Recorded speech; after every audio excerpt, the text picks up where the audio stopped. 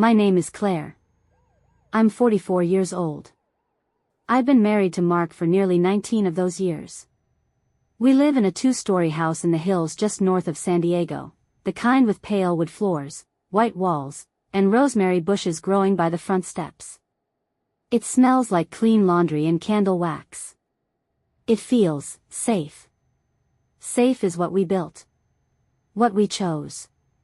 And what, for the most part, I've been grateful for. Mark is 47. A civil engineer. Steady. Thoughtful. Not dramatic, not loud. Just present. The kind of man who doesn't forget anniversaries, who changes the oil in my car without being asked, who makes exactly one joke every morning over coffee, always the same, always bad. I don't think he's ever truly hurt me. But I'm not sure the last time he truly moved me either. Our children are grown now. Both girls, Emma, 21, is away at college. Lucy, 18, just started her gap year. The house is quieter than it used to be. Too quiet, sometimes. There are days when I catch myself scrolling through old photos in the middle of the afternoon. School plays, pool parties, Christmas pajamas. Mark still works full days. I freelance from home, small design projects, interior consultations, the kind of creative work that gives structure without stress. We don't fight. We don't flirt. We sleep on opposite sides of the bed and kiss like people who still care, but don't quite ache anymore. I'm not unhappy. That's important to say. I've known women who are truly miserable in their marriages, cold, starved, unseen. That's not me. Mark sees me. He thanks me. He calls me beautiful sometimes. But he doesn't look at me like he remembers me. Not the me from before the kids, before the laundry, before all the little negotiations that slowly turn passion into peace. I guess I stopped asking to be remembered. Until now. It was a Thursday afternoon when he mentioned him. We were sitting in the backyard. Mark had just come home early from a site meeting, kicked off his shoes, and started talking about old college friends. Jake's back in town, he said, sipping his beer. Remember him? Grad school. Haven't seen him in years. I blinked. The name hit me like a breath held too long. Jake. I hadn't heard his name in over a decade. And now, Mark, my husband, was smiling like he was about to hand me a glass of wine. And bring a ghost back into my house. Jake. I hadn't said his name aloud in almost 13 years. But the moment Mark mentioned him, something sharp and warm twisted in my chest. I smiled. Nodded like it was nothing. Oh. That Jake. From school. Right. My voice sounded steady. It always does when I lie. Here's what my husband knows. That I met Jake in graduate school. That we were friends. That he moved away. That we lost touch. Here's what he doesn't know. That Jake and I had an affair. I wasn't married at the time, not yet. But I was engaged. To Mark. It was a season of distance. He was working in Seattle for 4 months, and I stayed back to finish my thesis. And Jake. Jake happened in the middle of it. Slowly. Like fog rolling in. He was electric in a way Mark never was. Messy. Brilliant. Restless. We had nothing in common, and that was exactly what I needed. We spent 3 months orbiting each other, fighting it, then giving in. Cafes. His apartment. The art building's rooftop after midnight. No one knew. And when it ended, when Jake left for New York, when Mark came back and proposed again, I buried it. Promised myself I would never speak of it. Promised I would start clean. And I did. I married Mark. Built a life. A family. But the memory of Jake never fully left. Now here he was, 13 years later, invited into my home by my husband, who had no idea. The doorbell rang that Saturday evening just after 6. Mark was setting out drinks, humming something off-key. I was fixing my hair in the hallway mirror, already breathless and angry at myself for it. Then the door opened. And there he was. Jake. Older. But not diminished. His hair longer, a few streaks of gray at his temples. That familiar sharpness in his jawline. And those eyes, the same color as wet stone. He smiled when he saw me. But he didn't look surprised. Only quiet. Like he'd already pictured this. "Claire," he said softly. "Hi." I froze for half a second. Then stepped forward and hugged him, fast, careful, brief. Too brief for suspicion. But not brief enough for me. Dinner was surreal. Mark did most of the talking. Jake smiled, listened, chimed in with stories from Chicago and Berlin and somewhere in between. I barely spoke. Because every time I looked at him, I saw something that didn't belong in this house.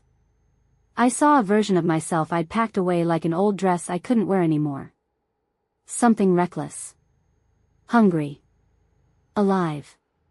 And Jake, he was looking at me like he remembered that version too. Like he knew she was still in there. Beneath the wife, the mother, the polite laugh. Mark stood and went to get dessert. Jake leaned closer across the table, voice low. "You never told him, did you?" I met his eyes. "No." He nodded. Slowly. "That's what I thought." I tried to forget that dinner. Tried to brush it off like dust from a coat I hadn't worn in years. But memory doesn't fade just because you close your eyes. Especially not when it starts showing up on your doorstep. Jake came by again the next week. Mark invited him, of course. "You should come by next Friday, grill, drinks, nothing fancy. Claire makes great ribs." I wanted to say no. I wanted to fake a migraine, a trip, a client call, anything. Instead, I smiled. Sounds nice. It wasn't nice. It was unbearable. He arrived with a bottle of wine and an easy laugh. He complimented my earrings. Mark handed him tongs for the grill like they'd known each other forever. They clicked fast, in that way that feels effortless and dangerous. Like the world itself had conspired to let this happen. And through it all, I smiled. I passed plates. I poured drinks. I made jokes. But inside, I was holding my breath. I caught Jake watching me when Mark wasn't looking. Not inappropriately. Not even suggestively. Worse. He was watching me like someone trying to remember. What a moment tasted like. And I remembered too. After dinner, Mark went inside to take a call. Jake and I sat on the patio in the late summer air, the sky soft with lavender and heat. He didn't speak for a while. Then quietly. "You ever think about it?" I didn't pretend not to know what he meant. I sipped my wine. "Sometimes." He nodded. "Me too."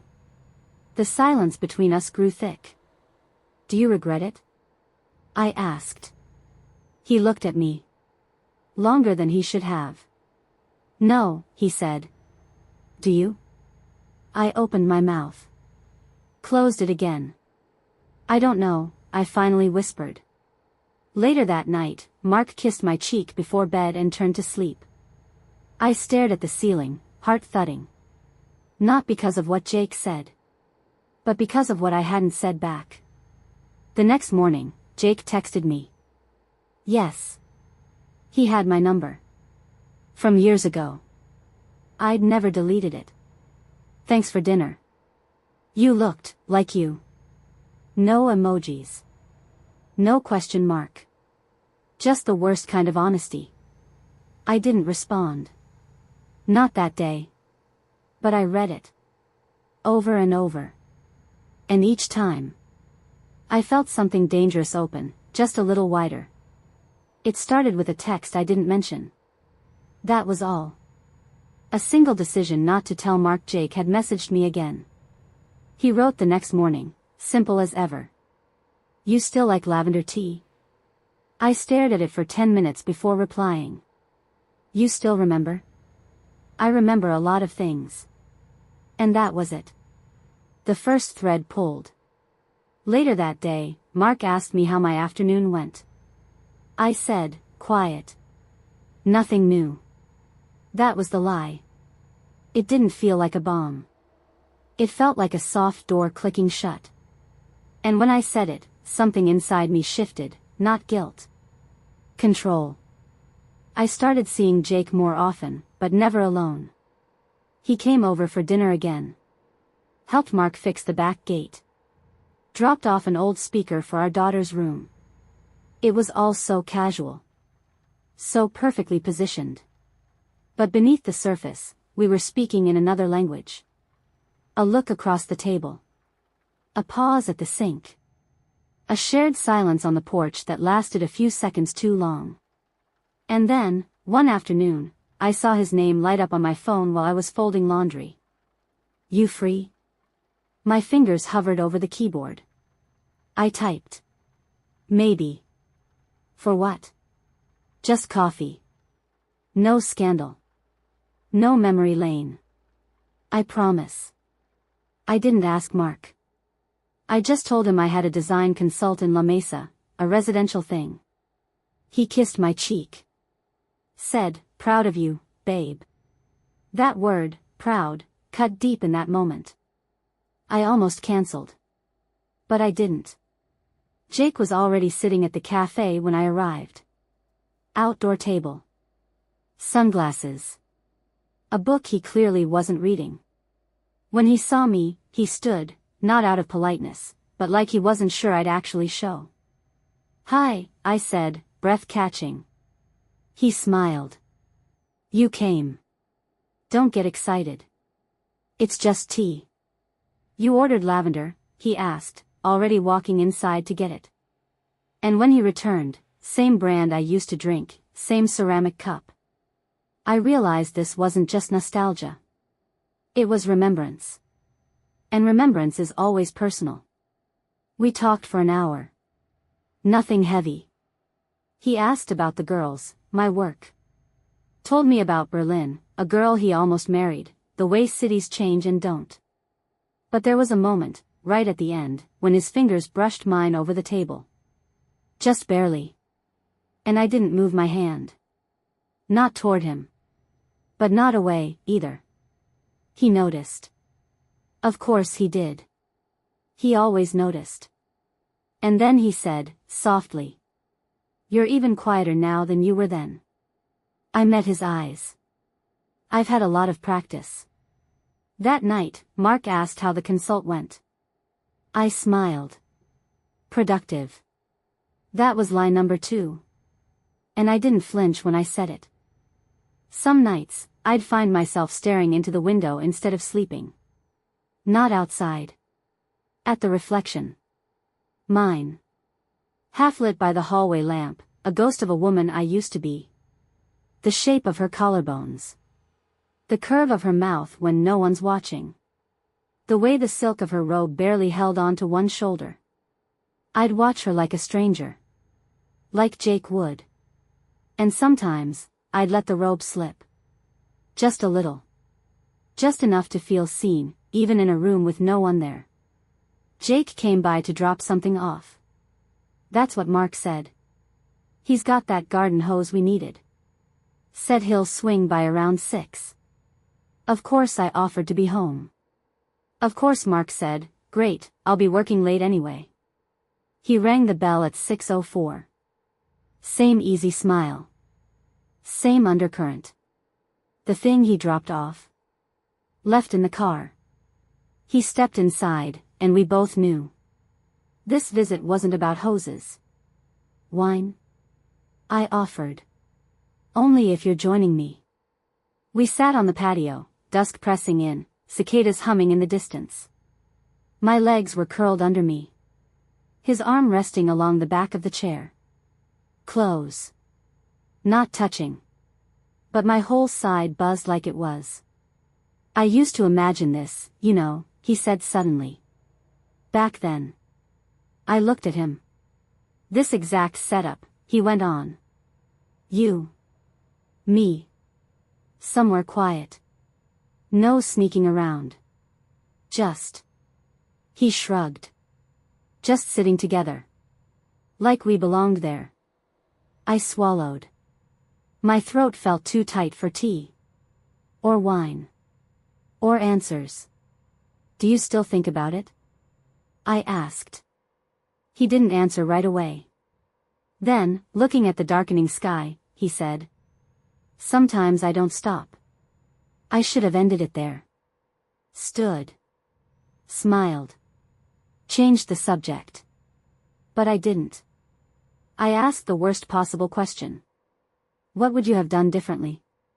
He turned his head slowly toward me. And said. Not let you marry someone else. The air around us thickened. My robe, the one I wore over a camisole and soft lounge pants, felt suddenly too thin. Too intimate. I stood up. I need to check something inside.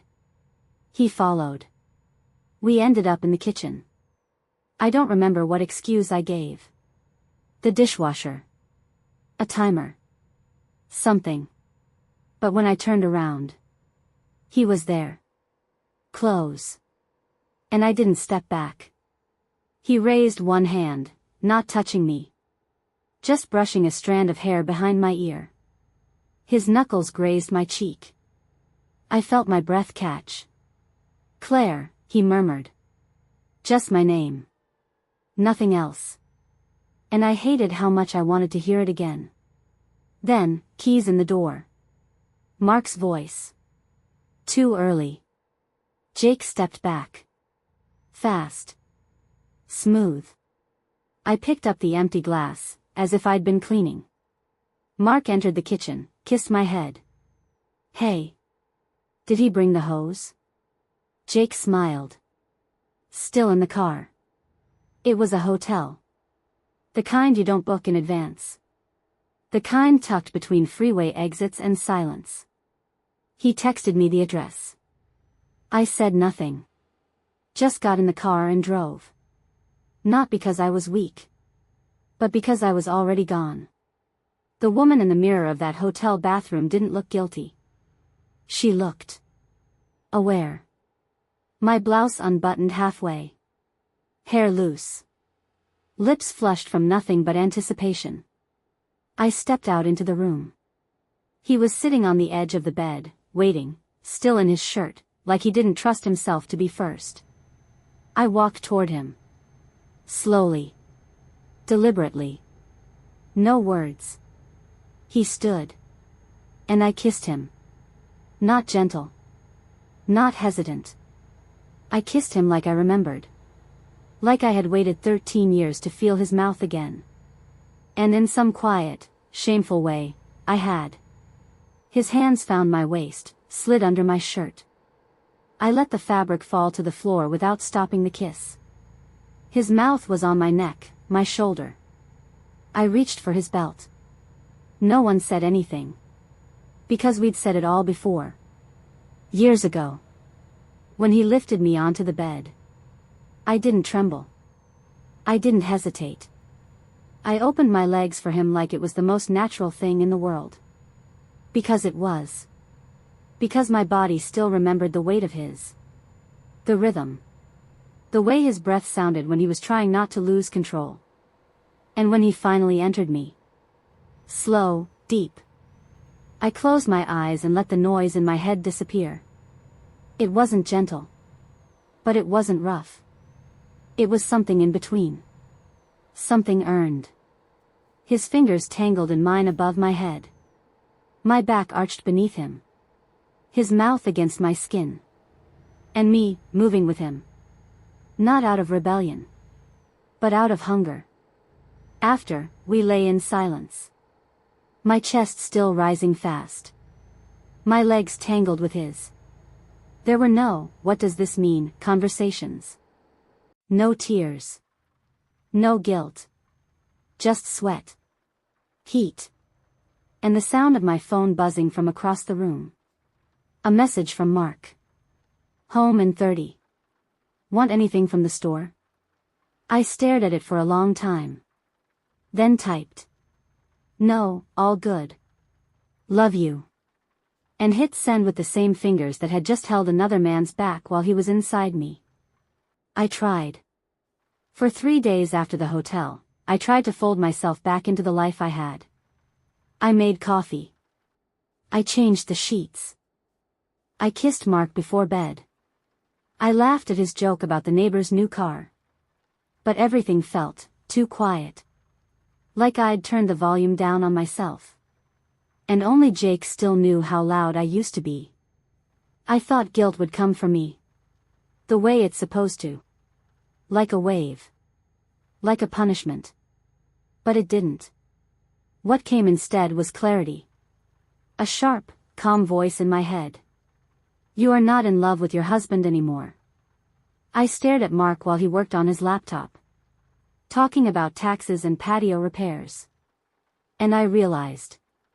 It wasn't that I didn't love him. I did. But love is not the same as longing. And longing is what I gave to Jake. What I thought I'd buried for good. I met Jake again 2 days later. He didn't ask questions. Didn't try to hold me or name what we were doing. We sat in his car for 20 minutes. Just breathing. His thumb tracing the inside of my wrist, like he could still feel it racing. And then I asked. If I left him, would you still want me when it's not stolen anymore? He looked at me. Not surprised. Not eager. Just honest. Yes, he said. But only if you're not running away from something. You have to be walking toward it. I nodded. And I knew. I told Mark the truth that night. Not all of it. But enough. I said there had been someone before. Long ago. That he came back into my life. That I let things go too far. I said I still cared for Mark. But something had changed in me. That I couldn't go back to pretending. He sat very still. Didn't shout. Didn't cry. Just said. Is it Jake? I hesitated. Then nodded. His voice didn't rise. You're choosing him. And I said the hardest thing I've ever said in my life. No. I'm choosing me. Packing was quiet. I didn't take everything. Just enough. Mark didn't stop me. He stood in the doorway of the bedroom and watched me fold sweaters into a small suitcase. Like I was turning into someone he'd never known. And maybe, had never truly seen. I left the house the same way I entered it 19 years ago. Heart pounding. Keys in hand. Future unknown. But this time, I wasn't walking toward safety. I was walking toward fire. Jake met me at the edge of town. He didn't say, finally. He didn't say, I love you. He just opened the door. Let me in. And drove. Where are we going? I don't know. We didn't plan this. There's no script. But I know this. When he looks at me now, I don't feel like someone's wife. Or someone's mistake. I feel like a woman who remembered herself just in time. Mark never begged. Never called to say I ruined him. Never told the kids. He let me go the way only someone who really loved you could. Quietly. And for that, I will always be grateful. Sometimes, when I'm lying in Jake's bed, his hand resting on my thigh, the window open, letting in the sounds of a new life, I still dream of that house. The quiet. The rosemary by the front door. But I don't miss it. Because nothing truly happened in those walls. I only started living. Once I left them.